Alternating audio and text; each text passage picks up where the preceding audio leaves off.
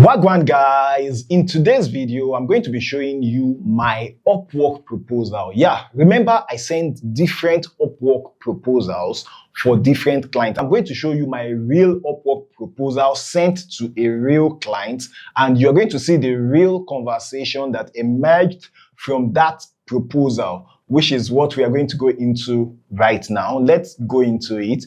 So first thing first, let me show you. So this is the job posted. So I looked at the job posting. So let me run you through how I determined whether to apply for a job or not. So while scrolling through Upwork on a good day, I saw this job and I can see it's a very long description. And most freelancers avoid reading long descriptions. So what I do as a strategy is any job that looks like most freelancers won't like, or most freelancers won't want to spend their time on, those are the kind of jobs I go for because they become less competitive. I took my time to read through this. And before doing that, I checked the client's details here. And I can see that, the client has done 117 completed projects, and the client has 4.5 out of all the projects, which is a good one, not bad. The project requires 17 connects. So I bidded for the job, adding 4 extra connects to boost my proposal. That means I bidded for that job for 21 connects. The client is in the United States. So once 47 jobs posted and he already has 117 reviews, that means he has some of the projects ongoing. This is a client that recruited, I think it's a featured, I think the job was under featured. The client requirements included that I think freelancers should have 90% plus JSS score before they can apply, which is a very good one as I have that. And it would actually reduce the competition. That means freelancers that have 80%, 60%, 70%, 85, 89% cannot apply for that job. So it helps you cut out a lot of competitors. And as at the time I bidded for the job, it has less than 5 proposals sent. Right now that I'm reviewing it, and I'm talking about, I think yesterday or the day before, right now it has 20 to 50. What 20 to 50 means on Upwork is that maybe it could be 25 people have sent proposals to this client. It could be 49, it could be anything in between 20 to 50. Then the client is presently interviewing 15 people, and he has sent invites to 27 people, unanswered invites 12. So this client looks like a good client. I needed to check if the client is recruiting a lot of freelancers like this. I needed to check how much has that client spent on Upwork, and I see the client has spent $690,000 on Upwork, which is a very positive signal. So I checked also the amount I'm bidding for this job. I think I'm bidding at maybe $30 or so per hour. And I can see that the client's average hourly rate paid is 15.42 per hour, and he has paid for 40,000 hours. I quickly checked through the reviews of other freelancers on the client. He gives maybe like 3.9 star to this guy, and the guy gave 4.7 to him, 5 star, 5 star. I can't find his name yet, and that's one thing I used to say before applying for a job. Check the reviews of other freelancers that have worked with that client, so I can find his name here, and that is what I'm going to use in my proposal. That's what I used in my proposal. Okay, so I can also see other jobs posted by this same client. So I think I'm going to copy some of these jobs and post in my WhatsApp group chat. So let me show you guys my proposal. So for this, I didn't write it directly. I copied the entire description. I already have a ChatGPT conversation that I've loaded my information into for each of the services. I have different conversations for each of the services I offer on Upwork. So I've trained that conversation sort of to write proposals specifically for me, and it knows what to do with a job description that I paste. So I copy this job description and paste it in that ChatGPT. So this is my proposal. Okay, so this is the job posting. So I bidded for the job for 25.19 per hour. Do you get? So this is my proposal, the name. So I started with saying the name of the client, and the blah, blah, blah, the name of the company and his team. AI wrote other things, but I had to write the first two lines myself because I want it to sound very natural, very human, and not robotic. I said, after watching your episodes, then I mentioned the names of the episodes that I watched. I knew I wanted to be part of what you are building. I am Sunday, a video editor with over 7 years experience in storytelling focused editing.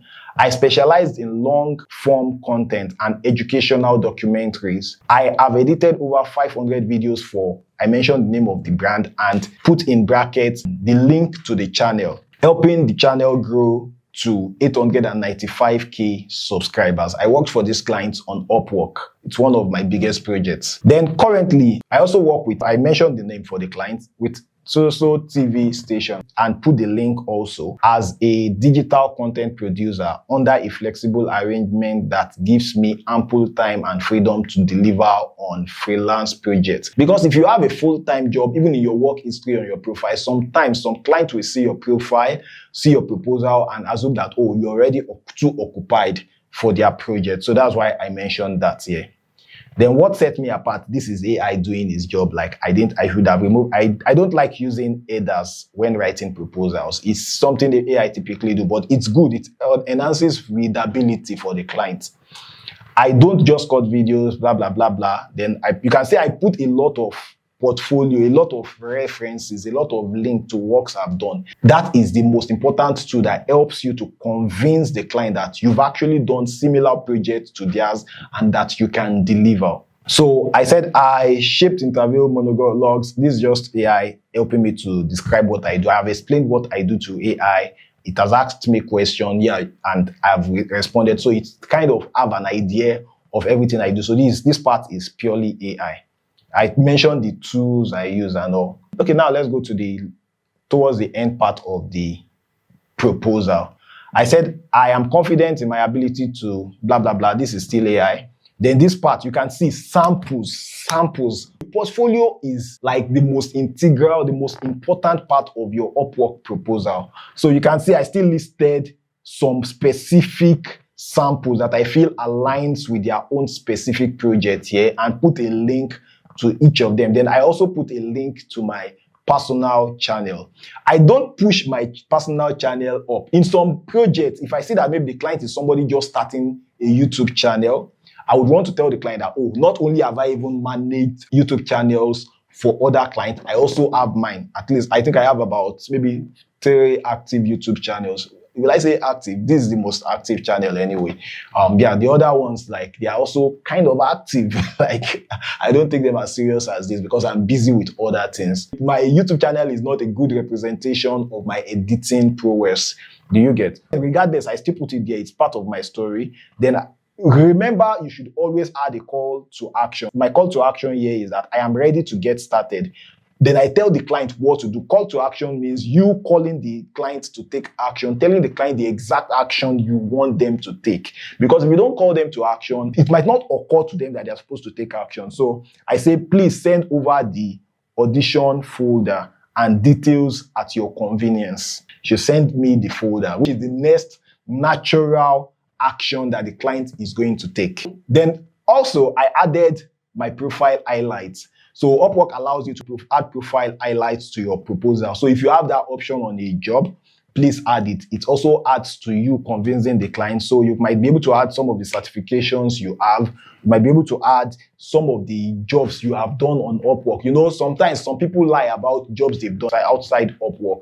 So I'm able to like point the client to specific jobs I completed on Upwork that they can also take a look at and see the review of the client. So that's what is going on here. So I added 2 jobs and 2 certifications. So now let's move on to the next phase. So after doing this, sending the proposal, in some hours, I went about doing my normal daily activity. Doing Upwork full time is good, but you would have a lot of free time. If you want to use that free time to relax, it's a good thing if that's what you want at that phase in your life. But now I've gone to that point where I think I want to use that free time to make even more money, to try out other things I want to try out, to gain more experience in other aspects. So while waiting for the client to respond, yeah, I had another project I was working on, But then I had someone assisting me with that. I have done my own major part on it, sent it to the client. I even have 2 of those kind of projects that I've already sent to the client, and I'm awaiting response, feedback from the client, and or payment. So after some time, the client responded to my message and say, "Hi, Sunday. Thanks for applying to become a video editor at the name of their company. Could you please check the document containing important information about the project after reading it? If you are interested in working with us, please reply back within 24 hours. Looking forward to working with you." So when I saw this message, I was like, clicking. I'm always skeptical about clicking on document, especially when project has not started, because that document could contain contact information which Upwork will see as circumvention and could take my account out for it. So I'm weary of that, considering the fact that I even got I told you guys about a project that a client gave me 4-star, and me, I actually like 5-star. And I didn't feel very comfortable with that because I know it's affecting my freelancing reputation on Upwork. Yeah, it just sent me a warning that client reported me. That I should be careful and I should mind myself that if they keep getting those kind of reports, they would not let me have the ability to take on projects on Upwork anymore. Whoa, I don't want that to happen. Okay, so I was skeptical about clicking the link, but there is this particular website you can use. You can use Where Goes. So when anybody sends you a link that you are skeptical about, you want to be sure the link actually leads to the place they said you link. So before clicking on the link, you can copy the link and then paste it here. So it will trace the link. So the link will not take you somewhere else. Although I can already see this link takes me to Google Doc. Some links are maxed in maybe like bit.ly or b.link and all those other shortening this thing. When you see those kind of links, you need to be careful so they don't hack your system or send virus to you or anything like that. Okay, so I responded to the client. Thanks for your apt response. I read through the details and opened to the test project. Yeah, I deliberately said yeah. If anything goes south, if Upwork is reviewing this project, they can see that I am standing for getting the job done on Upwork and not taking the client outside of Upwork. But for a client that has spent $690,000 on Upwork, I don't think they want to take me out of Upwork though. But then I would rather err on the part of caution. Then the client responded to me saying, "Hi, Sunday, here is your test." So I checked that document. When I check the document, I can just see a lot of guidelines, how to go about their video, what they expect, what they don't expect, and stuff like that. No contact information, which is good. That was why I responded that, "Oh, I've read through the details and I'm open to it." So the client responded, "Hi, Sunday, here is your test. You have 48 hours, ready, go." At this point, I was looking like, "Kilo shele by you." What's happening? Like, I would not go on to spend my next 48 hours or whatever number of hours the project will require without having any offer on Upwork. Yeah, I feel the client is legit because, like, judging by the information and the project they've done. However, my own personal policy on Upwork to avoid scam or any story that touches, except if the contact is maybe like something I can do in 5 minutes, 10 minutes. I don't mind doing that kind of test project if it feels worth it. But for something I'll spend the next 40, I'm not that idle. Like for something I will spend the next 48 hours on, I need to have an offer right inside of Upwork. So I sent the client this message. "Thank you for sharing the test project with me. I am excited to start and showcase my skill. Before I proceed, given the time and effort required, I will appreciate a small offer for this initial task. This would ensure commitment on both sides and align with Upwork's guideline." So this is the point I am presently in the project. The client would most likely respond. And if the client doesn't respond, I don't think the client won't respond. Whether it's positive or negative, I'm going to make a follow-up video on this and tell you guys how it goes. So thank you for watching this video. I will see you in the next one. Please don't leave without liking this video.